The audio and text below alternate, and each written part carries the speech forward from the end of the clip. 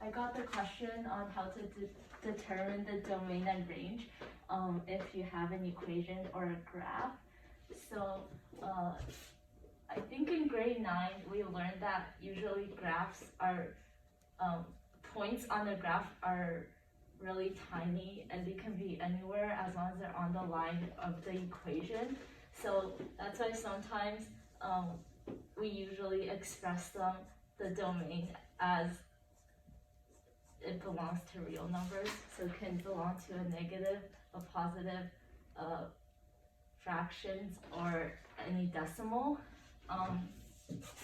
So then over here for the linear, it can really be anything because it's endless. So anything you put for x, you'll get infinite for y as well.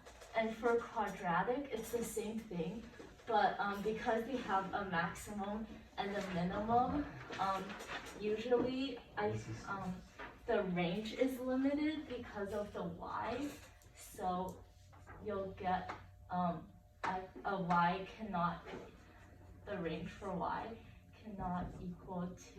cannot be, has to be bigger or equal to 3.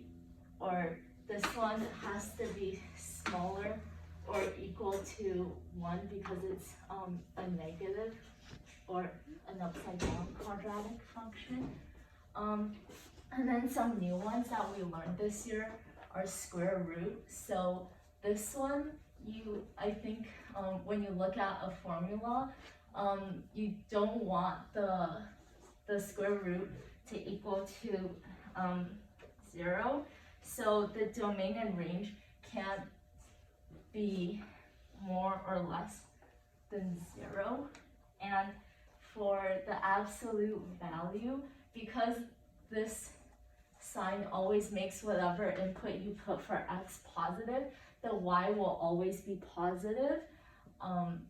So there's a restriction in terms of it not being able to be a negative number. And then for reciprocal function, there's also something like the asymptote. So it can never be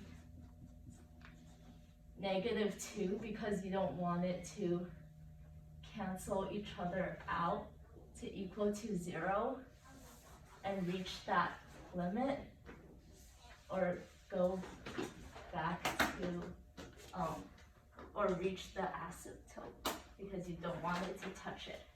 And then for graphs, usually for quadratic, like I said, you can look at the maximum and the minimum. But there's also some graphs like these where it's really irregular and they don't have arrows. They only have points on the graph, and that shows that there's a restriction. So for example, the domain can never be, the domain can't be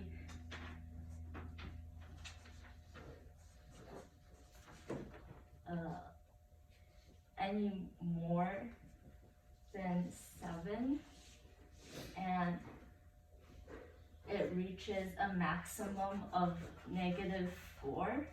So the domain is always between -7 and -4, and the range will always be a maximum of -3, a minimum of -3, and a maximum in here I would like a 5. So that's the domain and range. But if you see arrows like this, I think it shows that the equation can't be expressed on the graph because there's so many more points. So that's where the domain and range is unrestricted. Okay, can you write out the range for the graph that you have drawn there? Can you just write it out so that I can take a look?